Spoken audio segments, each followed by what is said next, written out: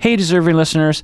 A while back, one of you listeners commented below an episode saying something along the lines of, Bob should have his own podcast.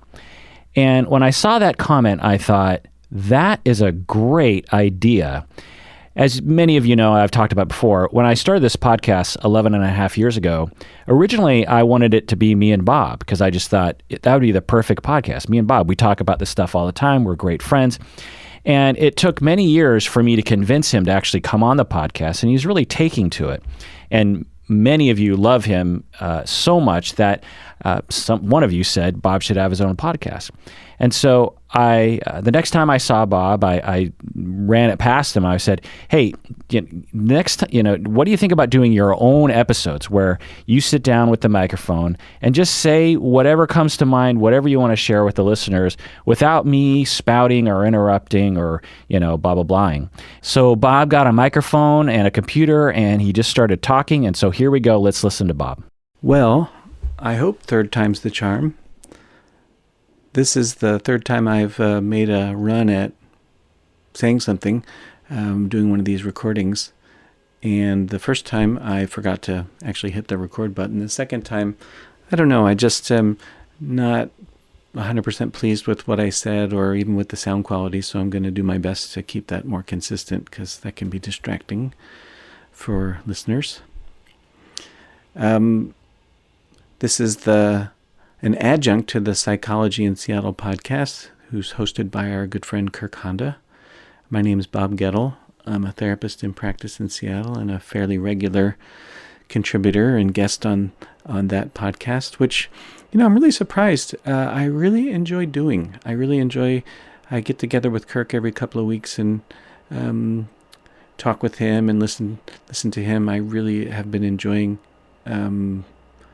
my friendship with him that way, and also just learning from him. And it's also a chance to kind of think about things in a way that I don't usually think about things, because most of the time in my work life I'm seeing clients.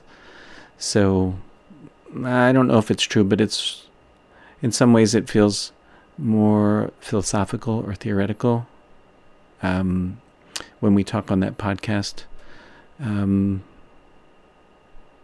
Though even as I say that, I'm a little bit reluctant, because one of the things that we do is we answer emails from listeners, and I don't feel philosophical or theoretical when I'm hearing and thinking about your real life stuff that's happening, things that are causing you suffering or pain. But there is a somewhat less immediacy to it.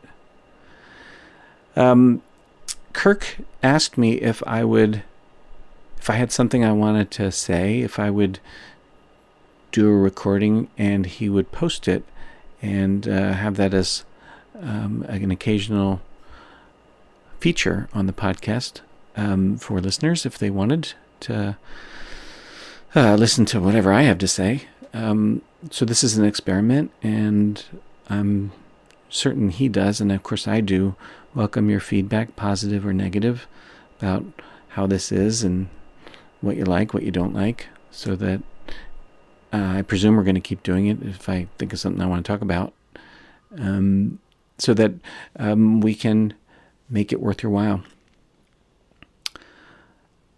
That was about 3 weeks ago. He asked me about it, and I've been thinking about it, and a couple weeks ago it occurred to me that what I wanted to talk about was bias in conflict in couples. And the way I've been thinking about it these days is in terms of the word normal. What is normal?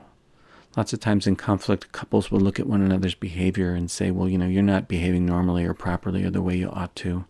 You should do this or not do that. And they sort of lock up there. And I wanted to sort of pay attention to that knot in the rope, that lock up, because I think there's something really interesting to learn there. And I think there's something kind of interesting about humans in the lockup, because it ends up having this paradoxical effect wherein the thing I want most is the thing that I'm least likely to get, Because when I lock up in judgment of my partner's not likely to come towards me or attempt to even care about my needs. And one of the things I've noticed in my marriage and in observing couples is that when we lock up in these conflicts, we look at the other person's behavior and we see that it does not meet a certain standard, our version of what is normal, what is right, what is proper. And we tend to focus on their behavior and think that what's needed is a course correction. They should act some other way. They should do something else. They should think or feel some other way. And it's kind of like spicy food. You sit in a restaurant with your partner and they bring a plate of food. Of course, these days we're eating in more, so you have a plate of food you're sharing with your partner and you take a bite and your partner takes a bite and one of you says, well, this is really spicy. And the other of you says, well, no, it isn't. It's actually quite mild. And the question can become, who's right? Everybody's right? Each person has their point of view. Each person has their experience, and their experience is based in how food hits them, the nature of their bodies, their experiences with spicy food in the past, and what's spicy to one is not so spicy to another. But in conflict with it's not nearly so mild, if that's an okay way to put it. Conflicts are heated. They have a great deal of emotion, of suffering and pain in them, and I think invite us into locking up or engaging in a tug of war or becoming narrow-minded or recalcitrant or just stuck. So that's what I wanted to kind of pay attention to, is that bias of normal, and I don't know, I guess work with that a little bit. So I'm in a conflict in my marriage, and I'm angry with Colleen, and she's angry with me, and we focus on what the other person is doing that they shouldn't do, and we write each other tickets. Well, you shouldn't be this way, or you shouldn't say that, or whatever, and we're focused on being right, and we don't hear one another very well, right? This is pretty common for couples when they're in a fight. Is they don't hear one another. They say a lot, and they don't hear one another. I've said before, one of the most unfortunate things about being a human is that when you get really upset like that, you do not lose the ability to speak. And wouldn't that be a gift? I mean, perhaps very frustrating, but wouldn't it be great if you had to go mute? You had to go mute when you were that upset that you lost language, because you would have far less to have to clean up if I didn't speak when I'm angry. So in the conflict, when we're angry, we focus on the other person's behavior, and we can label it as not so normal, or we think the other person should act different from how they are. And we think that the solution is to get the other person shaped up, do something different, be something different, act somehow different, respond some other way than the way that they actually are responding. And if they did, boy, wouldn't that be great? And that would just sort of solve it, right? If my partner shaped up, if my partner did more of the other, or what the thing I'm wanting, or the thing I'm asking, which of course is perfectly normal and reasonable, then things would go better between us. And I don't know, maybe it's even true, at least to some degree. But they're not, and so the hell with them, or good Lord, what's going to become of us, or this just sucks, or my partner's a jerk face, or whatever, right? Those are the kind of the directions we go when we're frustrated and angry. And so the eyes go outward, and they don't go in. We don't focus in on ourselves, we focus on the other. And it's sort of interesting. That's what I wanted to focus on or pay attention to, was that focus and where it goes. Because my judging of my partner as not normal or not behaving correctly or the way she should in my case, robs me of paying attention to something that actually could really help me. And that is, what are my feelings? And connected to my feelings, what is my need? So of course I'm angry, right? Of course we get angry with our partner, absolutely, understandable. And they say that anger is often a secondary emotion. And what they mean is there's another emotion that goes with it. Anger is second. And the primary emotions are usually things like longing or sadness or panic or terror or just real fear, right? Kind of tender, vulnerable feelings tend to be beneath anger. I often tell my people that anger is a bodyguard emotion. It's there to protect you. And in a way, I'm angry with my partner, and so I'm trying to get my partner to shape up to be different. And that's a way to protect me. That's a way to keep me safe or connected or whatever if I keep my partner shaped up. Rarely does it actually have that impact. Rarely does anger actually produce the kind of response in my wife that I would like, but it sure is a go-to and so easy. I think anger feels good. That powerful power in our bodies, their adrenaline is going, our heart's pumping, our bodies are primed for great action. It's reinforcing.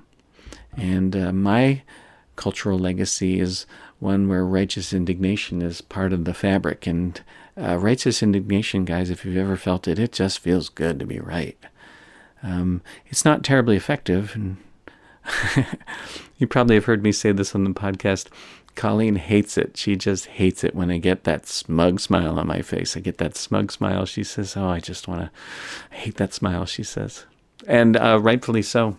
Not my best look. So when we're angry, though, we're focused outward. And we're blind and we're protected from seeing something that feels far more dangerous or far more scary or far more tender or far more vulnerable, far more painful. We're focused away from that stuff that's inside. And that's been curious to me lately. I'm thinking about that, and quite frankly, I'm sort of stalling right now because I've lost my train of thought. What did I want to tell you about that, or what did I want to focus on there and see what you guys think? We focus on the other person's behavior, what they should or shouldn't do, and what doesn't happen is we don't get a chance to focus on our own need. Curiosity is lost. When we're right, we don't have to be curious anymore. We've summed it all up, and we've concluded that our partner's just a big dummy, and that's it. And the only thing that's going to make that better is if they stop being a dummy. And we've missed something. Not so easy to see, but something that would be far more effective. And that is, beneath my anger is my need, my attachment need, my need for connection, or my need for engagement or acceptance or safety. It's embedded in that complaint about my partner, what she should do, how she should act, what the right or proper way to be is, or the sensitive way to be, or the loving way to be, right? And what I don't pay attention to is, if she acted that way, what would it do for me? What is the point of it? What am I seeking in getting her to quote unquote shape up? Because it's actually quite hard to connect to that part of ourselves, the longings that we have, the needs that we have, that are our birthright, but that just feel vulnerable. So it's easy. I don't even know that it's willful to stay on the surface and be angry. When there's been a betrayal, of course we're angry.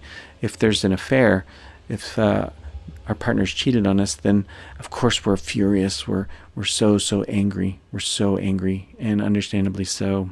And I think we can kind of look at that. If you've ever seen a betrayal in someone else's relationship, you can kind of relate, like, oh man, that person, they'd done wrong. They really hurt their partner. And it's true. When people betray one another by cheating, oh, agony, some of the worst pain there is. Yanks the rug out from under. But just staying in the anger doesn't actually help anybody. Nobody ever healed their relationship by being pissed off at their partner, and while we might want them to grovel, it actually doesn't help.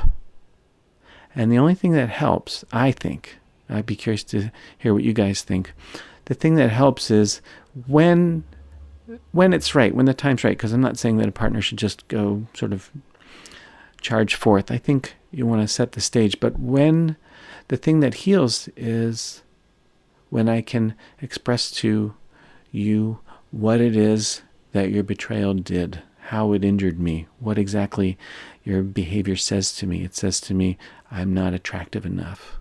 I'm not sexy enough. I'm not enough. Or it says to me, the world is just a dangerous place and I'm never, ever, ever going to be safe, right? And in the recognition of those painful, tender, vulnerable feelings, there's a possibility of need being met by risking and describing to my partner how scary it was that they cheated, right? If that's what it is. And what their cheating said to me, either about me or about the world or about our relationship, whether or not I can count on you, or whether or not I can rest in you being someone I can trust, or that you would look at me and think that I were enough. Telling somebody that that's what you're scared of is a lot harder than it is to tell them that they've fucked up and they've done you wrong. It feels a lot less powerful. And I think it makes sense, though, that we can recognize that beneath the betrayal, there's actually what was betrayed. It's not like it's a one-size-fits-all. Whenever you cheat, this is the injury that you cause. Well, the injury that you cause is going to be particular to the person who got injured. And they're presented with, therapists love this word, opportunity. I always have mixed feelings when people say, well, it's an opportunity here, because on the one hand, yeah, okay, I get it. But on the other hand, that feels like a kick in the teeth, because who would want this kind of opportunity? There's an opportunity to connect with the need and share it with the other.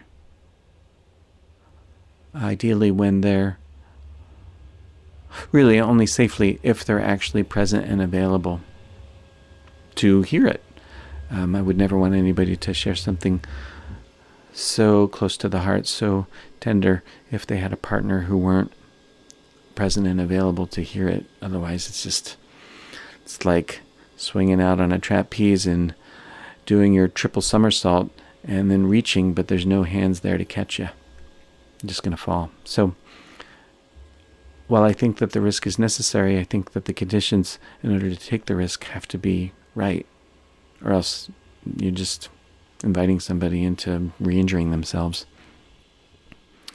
So I guess the point I'm meaning to make is that we can get stuck on the surface, what is right, what is proper, what is normal, and we can focus on the other person's behavior, and it is so easy then to lose sight of the fact that there's something that we wanted or needed, and there's some tender feelings that are beneath our frustrations or irritations or angers that do not get the light of day.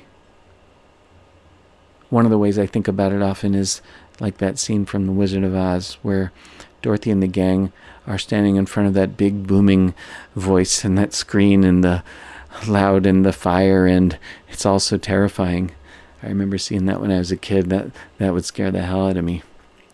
And then the dog pulls the curtain aside, and there's this guy, and he screams into the microphone, "Pay no attention to that man behind the curtain." But then again, that man behind the curtain is kind of a doddering, vulnerable old guy. That's the wizard. I think that's inside each of us. Something behind the curtain that's vulnerable, that's scared. And the only way we find our way to connection, to have our partner engage with us, to get things so that they're safe, to find out that we're accepted by our partner, is to pull the curtain aside. Being angry keeps us stuck. Being judgmental keeps us stuck. And I don't say this like it's easy. I hope I've indicated, I don't know if I have, but I hope I've indicated that it's hard for me when I'm angry to see, well, what's the need beneath. I'm so focused on how I've been done wrong or how the other person should be different that I do not connect with what underneath that, what's the tender, vulnerable part of me beneath or behind the curtain. So I invite you to consider that for yourself in your relationships when you're hurt or when you're angry. What's beneath your own judgments of your partner as misbehaving or abnormal or however it is you want to put it. And I welcome your feedback, positive or negative. At the end of that podcast, Kirk often says, take care of yourselves because, and then he points at me and I say, you deserve it. You do deserve care, welfare, well-being. And so I wish that for you. Thanks for taking the time to listen. Take care out there.